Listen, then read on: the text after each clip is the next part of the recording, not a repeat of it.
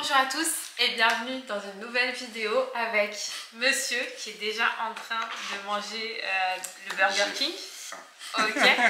On vous retrouve dans cette vidéo pour manger. C'est la pause déjeuner. J'espère que c'est bien cadré. Petite précision parce que là je vois que je suis la seule en pyjama. On va rétablir la vérité. Le télétravail ça se fait en pyjama, je pense. Dites en commentaire si vous êtes d'accord, parce que je vois que monsieur a mis une chemise, un petit jean. Moi je me suis habillé, mais du coup télétravail, pyjama, confinement de 2 ans, enfin pas de 2 ans. Mais... Alors le confinement est déjà passé depuis belle lurette. Mais du coup t'étais en pyjama pendant X temps.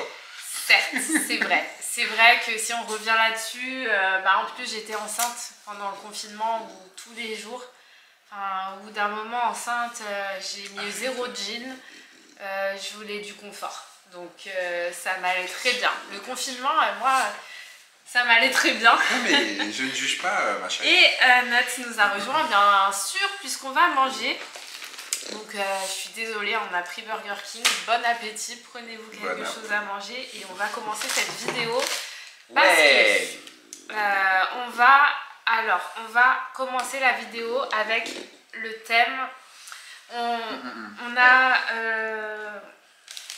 On va commencer par cette première vidéo en abordant un thème particulier et si ça vous plaît, on abordera d'autres thèmes ensemble, mais ça permet d'avoir un avis d'homme sur la question aussi, donc ça peut être intéressant. Aujourd'hui on va parler de la parentalité au travail perçue par les entreprises, en fait comment allier parentalité et travail, parce que c'est notre problématique à tous, je pense, de tous les jours, enfin en tout cas à tous ceux qui sont parents et qui ont un travail. Donc j'ai prévu plusieurs questions. Tu les as pas vues en avance et puis même moi je vais y répondre comme ça du tac au tac. Vas-y. Donc j'allais dire je t'en prie, n'hésite pas à manger en même temps, mais c'est déjà fait. Et on va y répondre ensemble parce que ça peut être intéressant d'avoir les deux points de vue, de celui de l'homme et celui de la femme. Souvent en entreprise, on peut voir des différences. Ouais, bah oui, c'est clair. Alors, première question, comment a été perçue l'arrivée de bébé et la grossesse, l'annonce au travail? Alors, par mes collègues, par certains collègues, bien. Plutôt bien parce que c'est des collègues qui ont déjà des enfants. En général.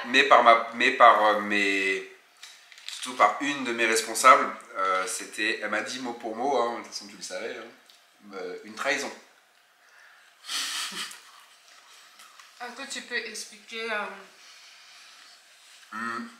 le contexte de comment tu l'as annoncé, comment elle est venue en fait à te dire Nola, c'est une trahison. C'est une trahison.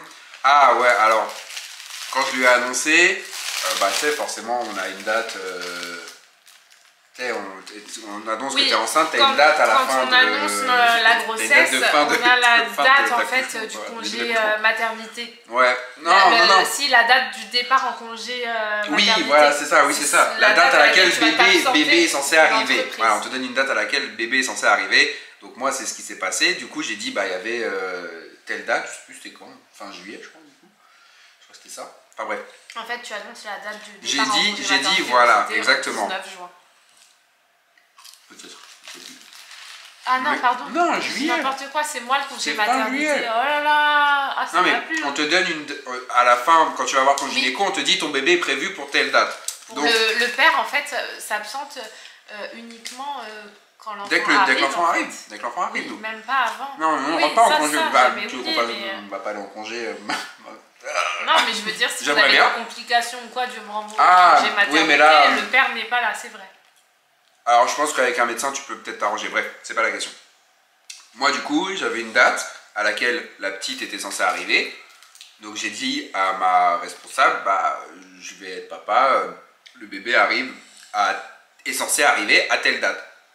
Mais... Sachant qu'on a voulu l'annoncer en avance, en tout cas, dès qu'on l'a su. Dès les 3 mois, dès les 3 mois passés. Ah oui, oui.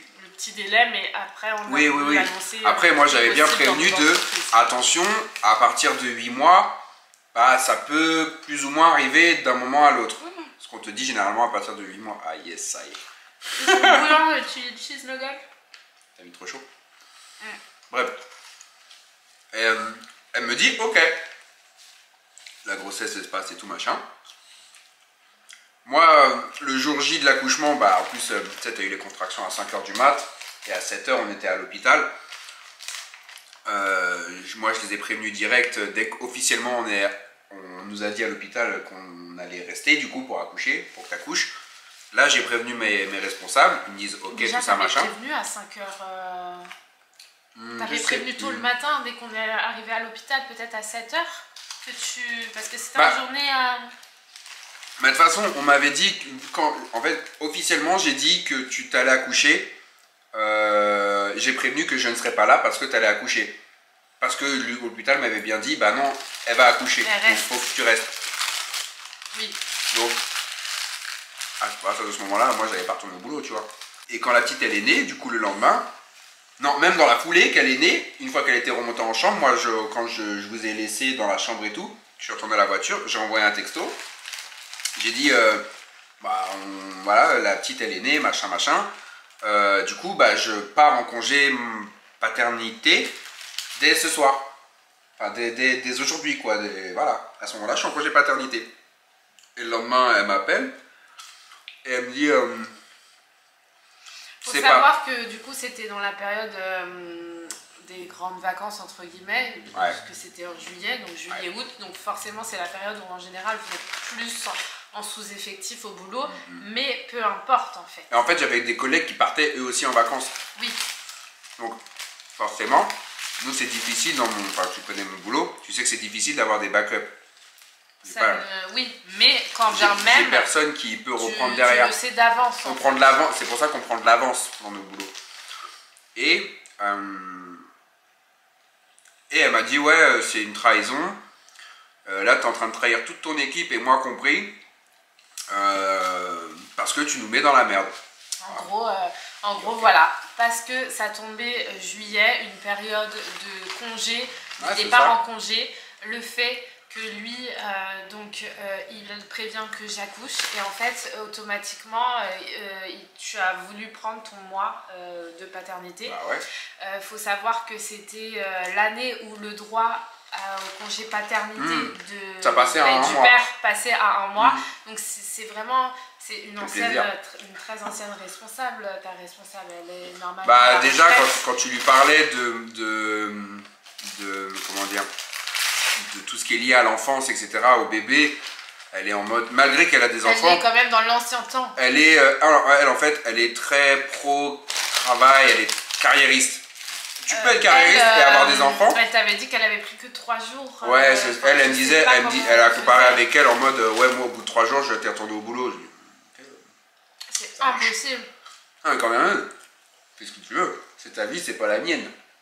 Si toi derrière tu t'es pas occupé de tes enfants, c'est pas mon problème. Et donc voilà, du coup, si vous voulez, elle a pas aimé le fait qu'ils lui disent.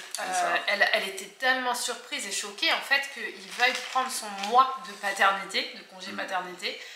Pour elle, c'était pas concevable, enfin c'était une trahison, comme elle a dit de ses propres mots.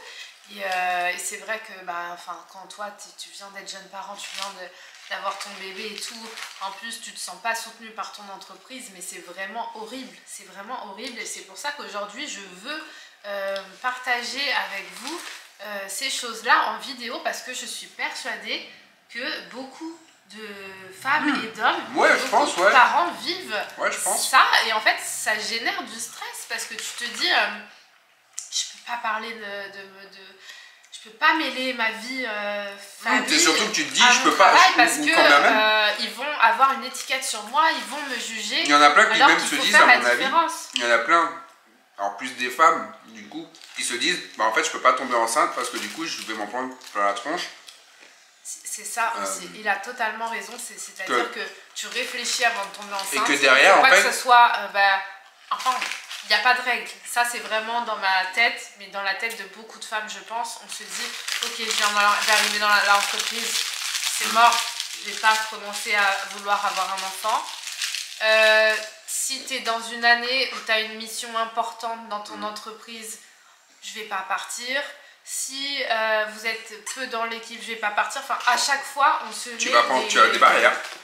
Des barrières chacun. Et en fait, même, je pense qu'il y en a qui se disent, si je tombe enceinte, est-ce qu'ils vont pas me le faire payer derrière? Genre, j'aurai pas de promotion ou tout à fait. Ils vont mettre un peu au placard ou... Je pense qu'il y en a qui réfléchissent comme ça parce que tu as des patrons. Et malheureusement, bah moi déjà, c'était le cas pour l'histoire de la prime. Oh oui, toi oui. Et puis même, tu ressens en fait ça. Donc là, on vient de partager ton point de vue pour le fait de l'annonce de la grossesse. Donc déjà, c'est pas quelque chose de positif que tu retiens. On retient, ça nous a engendré... voilà, toi tu t'aides plus de nature à t'en foutre et passer au-delà, mais moi je suis plus à prendre les choses à cœur. Plus à cœur. Ça me touche, ça me reste dans la tête, c'est voilà. Et donc déjà c'est pas positif alors que t'as besoin de force quand tu viens d'être parent, c'est horrible. Bien sûr. Enfin, c'est très fatigant et aussi moralement. Après c'est au besoin de chacun, il y en a qui seront moins affectés si genre le taf ne te soutient pas parce qu'ils se disent bah je m'en fous. Mais toi quand tu... Moi je sais que je voulais m'impliquer dans mon travail, j'ai donné beaucoup. Et le fait que de pas voir un gros soutien, bah ouais ça te fait quelque chose. Surtout le fait de voir que en fait toi on te l'a dit ouvertement, il n'y avait même pas de barrière, de quoi. Mais moi c'était plutôt le fait de ne pas voir en fait, et de voir que ça te dérange. Ouais, c'est ça. On te le dit pas, mais tu le vois dans certains... C'est la sournoiserie. Voilà. Donc, et encore, je vous dis, moi, toute ma grossesse, je l'ai vécue en confinement. Alors, je sais pas si c'est pire ou moins bien. Moi, je pense que c'est très bien parce que j'ai pas eu tout ce stress-là lié au boulot à subir tous les jours. Hein. C'était vraiment à distance. Et du coup, déjà, tu peux moins interpréter de choses. T'es pas tous les jours au bureau. Surtout que ça va être dans les questions suivantes. Mais moi, il n'y avait pas d'aménagement prévu par rapport à une grossesse dans mon boulot. Pas d'horaire aménagé. Pas de flexibilité prévue. Hein. C'est vraiment le confinement qui a fait que j'étais en télétravail. Mais sinon, avant ça, il y avait zéro télétravail dans cette boîte-là. Ni même pour les personnes enceintes. Donc voilà. On va avancer et on fera d'autres vidéos s'il faut détailler plus en détail. Mais bon, là, on va avancer dans les questions. Oui. Est-ce que tu sais si dans ton entreprise, il y a un congé mis en place, un congé périodique mis en place donc pour les règles Je sais qu'on en entend parler dans certaines boîtes ou certaines villes même. Je crois que Lyon. Ça vient d'être mis en place. Là, ça sera actif là au 1er janvier 2024. Pour ceux qui ont règles douloureuses,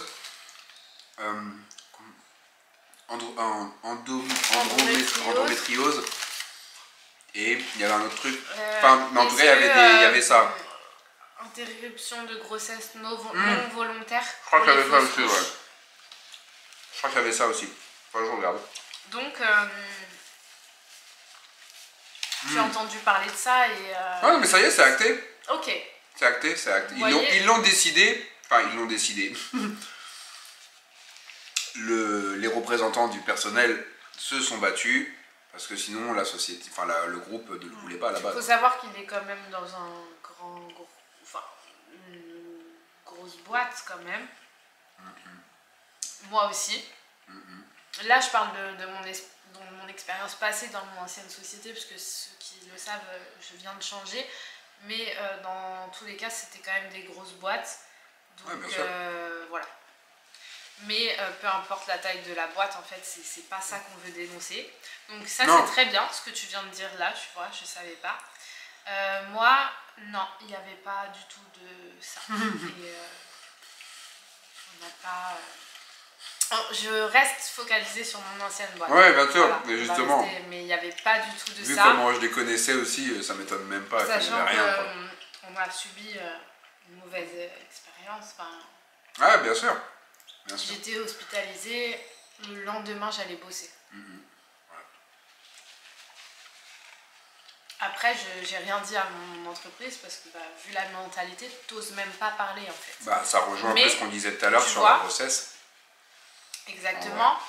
T'oses même pas parler et tu veux même pas que les gens sachent. Mais tu vois, s'il y aurait eu ce congé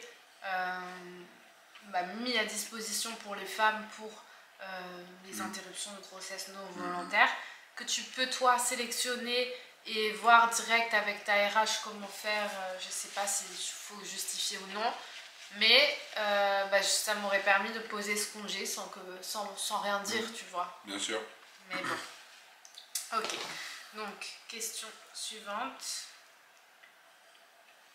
Est-ce que tu es au courant si dans ta boîte il y a des aménagements d'horaire pour les femmes enceintes? Non, je suis pas au courant. Je veux pas tirer sur ma société, sur mon entreprise, etc. Mais les connaissant, je suis pas sûr. Je suis pas sûr. Je sais pas. Parce que moi, comme je le disais, non. Mais par contre, j'avais des copines enceintes ou plein de personnes de différentes sociétés m'ont dit que elles avaient le droit à des aménagements d'horaire. Donc par exemple, 1 heure en moins chaque jour. Normalement, c'est ça. Ou, mais ça, c'est pas un truc de la loi. Cumuler, finir plus tôt le vendredi. Mais il y avait moins d'heures. Elles avaient en général le droit à...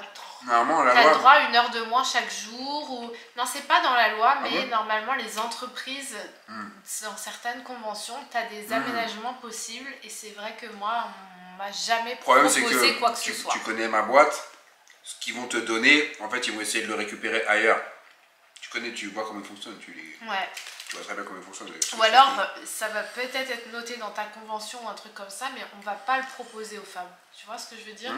Ça veut dire que c'est là, tu as le droit d'en bénéficier, mais si tu vas pas toi vers ton manager réclamer, tu auras rien. Et vu que tu sais, tu ressens un petit truc, t'oses pas. T'oses pas aller réclamer finalement. C'est peut-être plus ça. À mon avis, il y a beaucoup de personnes qui n'utilisent pas du coup comme moi. C'est fort possible. Y a-t-il eu une aide à la reprise du travail dans vos entreprises, que ce soit crèche d'entreprise, partenariat avec certaines crèches, horaires aménagés ou possibilité de télétravail? On va commencer par toi. Des partenariats avec une crèche, oui, mais c'est une crèche qui est juste à côté du bureau. Ah, mais tu avais ça? Oui, j'ai.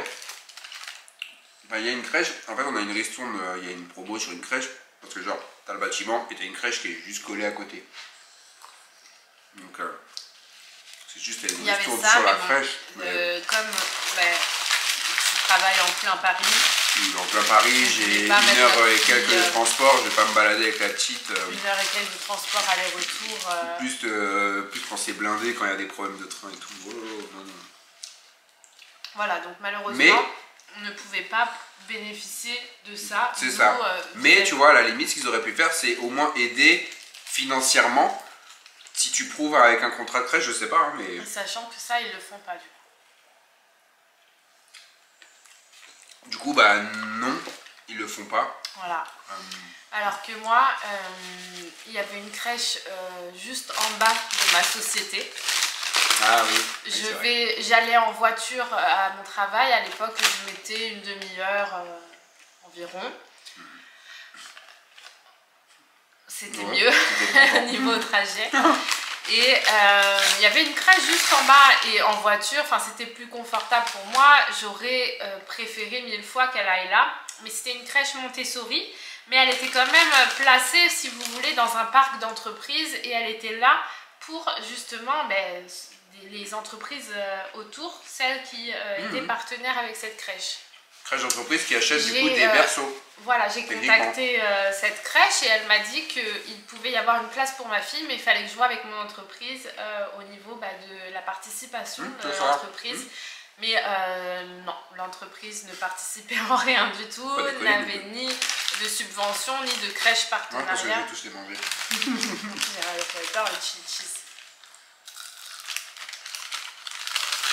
Je vais essayer dernier. Donc, pas d'aide, rien du tout. On a dû payer plein pot une nounou, une assistante maternelle de la première année, puisqu'on n'avait pas de place en crèche municipale non plus. Donc ça, c'est vraiment à déplorer, c'est ce que je regrette, sachant que là, je suis dans une nouvelle société qui je vois, est beaucoup plus investie pour les enfants. Ça veut dire qu'ils proposent plusieurs crèches partenaires.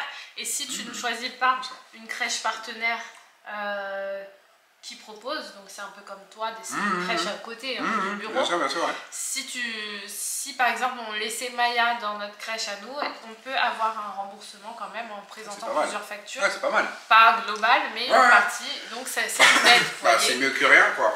Voilà, c'est une aide. En ce qui concerne les horaires aménagés, non, il n'y avait pas du tout. C'est moi qui ai dû réclamer. En fait, on avait tous des horaires différentes dans le service et nos plannings changeaient toutes les semaines, sauf certaines personnes qui avaient des horaires fixes. Sauf que moi, je devenais maman, donc j'aurais bien aimé avoir des horaires fixes. J'ai dû me battre. Donc pareil, tu crois que on te fait ressentir que c'est mal vu, faire la demande et tout. Que tu gênes tes collègues. On te fait ressentir que tu gênes de faire cette demande parce que ça va bouleverser tout le monde et tout le monde du coup veut des horaires fixes. Et en fait, donc bon, c'était non. Et possibilité de télétravail, non, pas plus parce que tu es... voilà. Moi non plus, pas d'horaire aménagé, pas de télétravail supplémentaire. Alors que maintenant, dans la boîte où je suis, en fait, c'est flexible. Ça veut dire que tu t'organises toi-même tes journées. Si tu es plus commencer tôt, finir tôt, en fait, tu t'organises. Déjà, c'est fait en sorte pour que tu puisses allier ta vie de famille. Ton ancien taf et moi, mon taf actuel, ils sont contre le télétravail déjà. Donc ça... Non, mais ça, c'est toutes les entreprises, je crois. Les vieilles entreprises. Là où je suis, il y a du télétravail, mais tu vois qu'ils ne sont pas pour non plus. Ouais. Donc bon. Donc, est-ce que tu ressens que les enfants sont intégrés dans l'entreprise? Est-ce qu'ils font des choses pour les enfants? Est-ce qu'ils proposent des chèques cadeaux, des sorties, des Noëls d'enfants, des arbres? Alors, les chèques cadeaux, oui, parce qu'ils ont des partenaires, etc. Mais non, ils font pas de Noël d'enfants. Ils font pas de spectacle pour les enfants. Rien, quoi. C'est juste, t'as des chèques cadeaux, t'as des chèques cadeaux et puis basta. Heureusement, quoi. parce que de par le grand groupe que c'est, s'il n'y avait pas ce minimum que je trouve que c'est. Et même au niveau du montant du chèque cadeau, c'est vraiment pas beaucoup, quoi. Mais en fait, on a l'impression qu'ils s'impliquent un minimum ouais, parce que c'est ce groupe et qu'ils n'ont pas le choix. Mais je trouve pas ça vraiment cool. C'est juste qu'ils veulent pas déléguer trop d'oseille. Voilà. Ça, c'est autre chose. C'est encore une autre histoire. Et donc, moi je pourrais dire pareil, que c'était moitié. Il y avait l'implication des enfants dans la société parce qu'au niveau des chèques cadeaux, comme tu dis, on avait tous un montant et plus un petit quelque chose par enfant. Donc, ça veut dire qu'ils donnaient plus à ceux qui avaient des enfants. Mais après, pour le reste, comme tout ce qu'on vient de citer là, ça manque d'implication, quoi. Alors que là, dans ma nouvelle société, il y a eu le Noël des enfants. On n'a pas eu le droit parce que je viens d'arriver. T'as eu trop de trucs, je trouve que t'as eu beaucoup de trucs. Enfin, beaucoup. Non, mais là, je parle des enfants. Pour s'en garder. Oui. Mais on n'a pas pu aller, mais ils proposaient des sorties pour les enfants. Ils proposent des colonies de vacances pour les enfants. Enfin, il y a plein de choses qui sont proposées, payantes, mais proposées pour intégrer quand même les enfants à ta vie professionnelle aussi, quoi. Donc, est-ce que, question finale, est-ce que les règles et les lois reflètent la réalité? Ah bah non, pas du tout. Pas du tout. Et c'est encore triste de le dire aujourd'hui haut et fort qu'on ne ressent pas cette intégration. Mais même beaucoup au niveau des inégalités, on voit bien qu'en fait il y a des lois qui sont créées, qui datent de Mathusalem et qui ne sont pas à qui jour, sont plus actualisées, mais en fait, pas réel mais ça c'est, mais bon, on va pas rentrer dans ce sujet-là, mais les lois françaises, elles sont créées, et il y en a d'autres qui sont créées par-dessus, et repar-dessus, et repar-dessus, mais au final ça annule pas la première, toujours pas. C'est un micmac sans nom. Là, le truc qui est bien, c'est pour les papas, parce qu'il y en a qui prennent pas le congé entièrement dans sa globalité tout de suite, c'est un choix. Ça, c'est comme il veut, ça c'est un choix propre à chacun. Mais c'est indispensable. En fait, moi je trouve que c'est indispensable que le papa accompagne. Moi, j'étais très content de prendre mes 28 jours, pas un mois, mes 28 jours. entier parce que voilà, je voulais profiter des premiers jours en fait et puis même en fait il y a l'accompagnement, la maman qui subit un accouchement, respect à vous, respect éternel parce que et encore toi c'était comme une lettre à la poste hein, mais il y en a, je sais qu'il y en a c'est galère. Mais tu vois, rien que pour ça, en fait. Ça, mais tu vois, à la limite, même après l'accouchement, où tu dors pas beaucoup, où toi, tu as un brouhaha de bruit de l'enfant qui respire, etc. Même toutes les 2 heures, on vient de voir, etc. Tu rentres chez toi, en fait, tu es plus fatigué qu'autre chose. Tu t'es pas reposé. C'est très dur et c'est même hyper dur. émotionnellement. Ouais, bien sûr. Et puis même physiquement, ton corps, il a subi quelque chose. Et le nombre de dépressions postpartum des femmes aussi. Ouais, bien sûr. Le nombre est énorme. S'il y avait le père qui accompagne beaucoup plus, tu vois, je pas pense se que retrouver seul, ça aide. Le fait d'avoir pris aussi mes 28 jours, je pense que ça t'a aidé aussi à... En fait, j'ai commencé à vraiment pas être bien quand t'es retournée. Quand je suis retournée, ouais. Donc c'est la preuve aussi qu'il faut rester seul alors que tu as encore les hormones en vrac, que tu as des pensées. Alors moi, ce qui m'a le plus mis dans le mal, je pense justement que c'était les pensées de mon entreprise. Oui. C'est-à-dire que... en fait, il t'avait tellement matrixé le cerveau que... J'ai tellement, terriblement peur de reprendre le boulot. Parce qu'ils t'ont... Et c'est ça qui m'a mis dans le mal. Ça veut dire que tout a été relié. Ne vous tuez pas. De me sentir ne vous tuez pas au travail, que ce soit homme ou femme, ne vous tuez pas au travail. Une société ne te remerciera jamais, du moins les vieilles sociétés, ou du moins celles que j'ai connues. En tout cas, c'est... Voilà. Ne vous tuez pas au travail et n'ayez pas peur d'être enceinte. Si vous voulez être enceinte, n'ayez pas peur de vivre en fait, sur tous les sujets. Cette vidéo, c'était vraiment pour partager avec vous et vous dire que vous n'êtes pas seul. On a, nous aussi, en tant que jeunes parents, vécu des choses qui sont injustes, qui sont inconcevables même, de la part de nos entreprises. Et je pense que tout le monde, pas tout le monde, heureusement, mais que beaucoup encore de nos jours subissent ça. Et il faut absolument que vous en parliez, il faut partager et ce n'est absolument pas normal. C'est-à-dire que maintenant, pour être bien professionnellement parlant, il faut aussi être bien personnellement et il faut que votre entreprise vous accompagne. Vous ne pouvez pas tout donner, votre énergie à une entreprise et en échange, elle vous donne que de la négativité, ce n'est pas possible. Donc voilà, on va s'arrêter là pour aujourd'hui pour cette vidéo. Si la vidéo vous a plu, n'hésitez pas à mettre des j'aime sous la vidéo, c'est très important parce que ça va nous permettre nous de revenir ensemble tous les deux si tu es d'accord. Je sais pas. Pour un autre burger. On testera autre chose. Ça va être notre rituel de manger en parlant. Mais pour aborder d'autres sujets qui sont importants à aborder. Et d'ailleurs, si vous avez des idées, n'hésitez pas aussi à mettre toutes vos idées en commentaire. Et comme ça, on réfléchira à tout ça. En attendant, moi, je vais finir de manger parce que je vois que j'étais la seule à galérer à finir. Je vous retrouve vite dans une prochaine vidéo. Bye bye.